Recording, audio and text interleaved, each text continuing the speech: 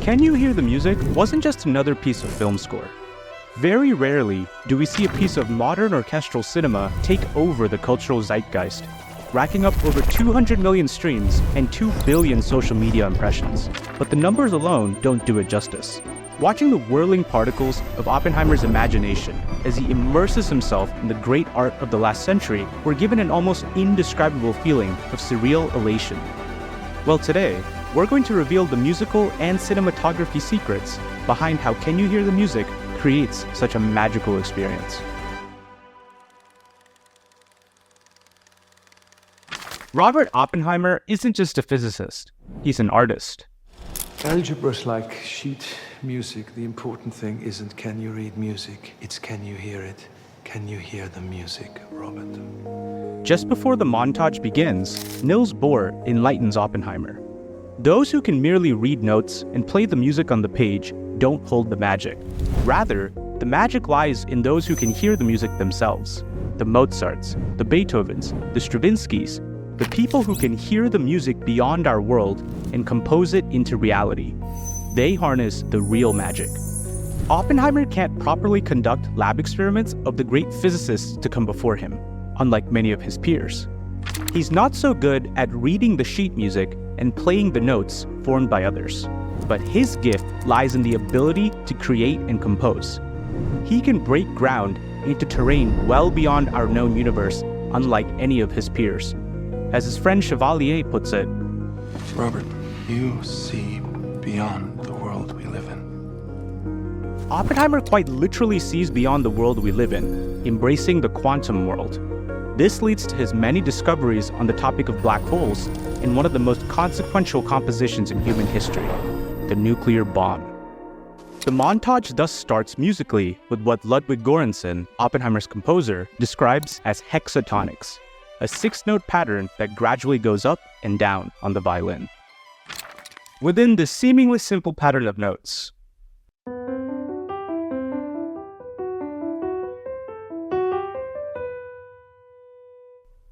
lies the main magic of the song. Here's why. The music poetically conveys the elaborate mathematical and scientific nature of Oppenheimer.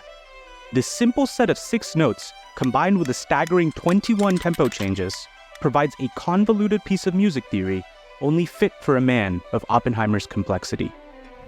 The tempo establishes one very important element: tension.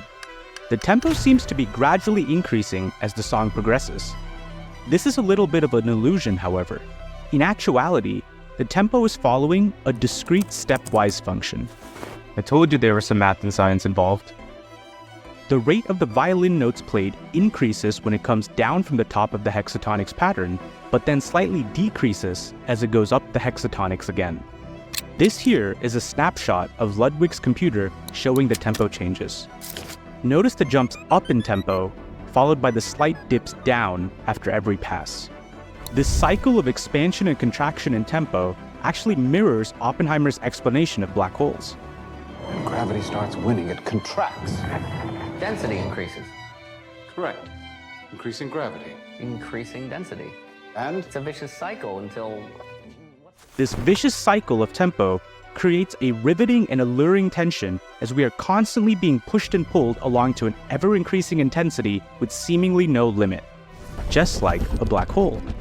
More on the music side later, but building upon the synergy of music and quantum theory, Can You Hear the Music's cinematography shows Oppenheimer immersing himself not just in the scientific method, but the artistic method as well. As Martin Scorsese famously said, "Learn from the masters before you."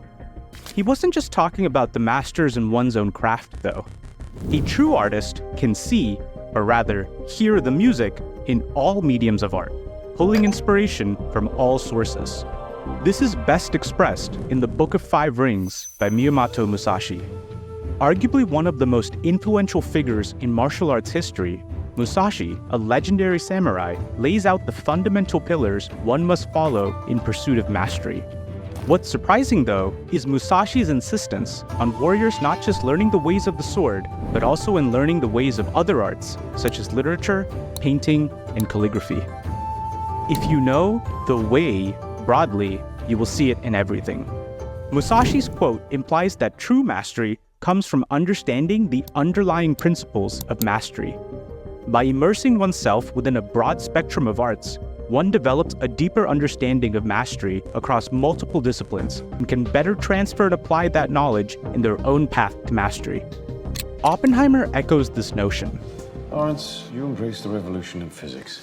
Can you see it everywhere else?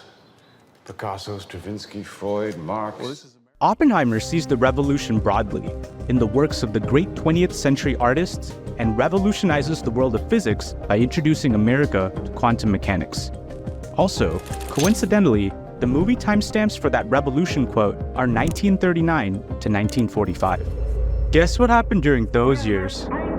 The montage is packed with many Easter eggs pointing to this.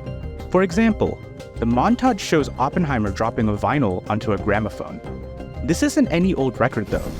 He's listening to Stravinsky's Rite of Spring.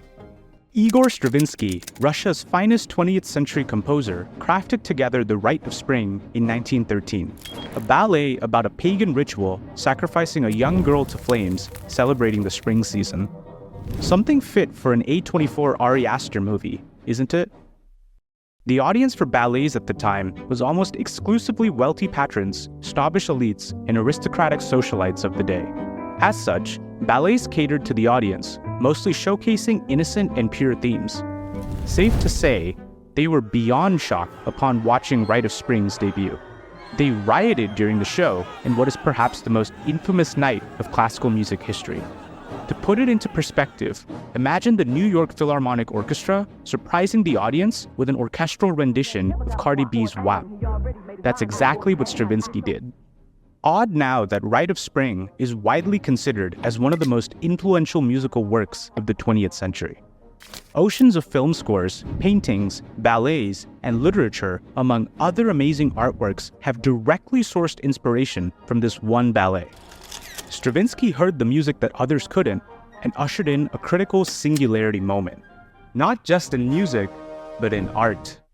In the same spirit, Oppenheimer stares into the surreal cubist works of Picasso, pushing the visual arts terrain into new frontiers that came to inspire future painters, filmmakers, and even musicians such as Kanye West. He immerses himself in the wonders of European architecture, coinciding with the uprising of radical movements such as German Bauhaus architecture and design. He's seen reading The Wasteland by T.S. Eliot, widely regarded as a revolutionary English language poem of the 20th century. From all these different mediums of art, a common thread exists. These are all minds that saw beyond the world they lived in. And often, they were criticized and reprimanded for their visions, just like Oppenheimer. In his quest to master physics, he's diving into all great artworks of the era, gradually understanding the principles of mastery broadly. The music directly supports this theme. That hexatonics pattern discussed earlier, it sounds a lot like a practice exercise, and that's on purpose. Remember, Oppenheimer is still a student at this time. He's still mastering the craft, much like a musician still sharpening their technique through practice exercises. As the musician gets closer and closer to mastery, the tempo gets faster and faster. In the montage, the visual cuts get more rapid and the music jumps up in speed the more we see Oppenheimer break through the walls between him and mastery. The images of particles accelerating and black holes that keep him awake at night.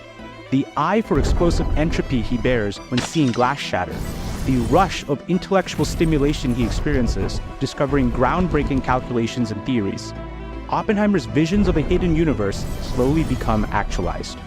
Juxtapose this with the same hexatonic pattern appearing when Oppenheimer starts teaching his first set of students.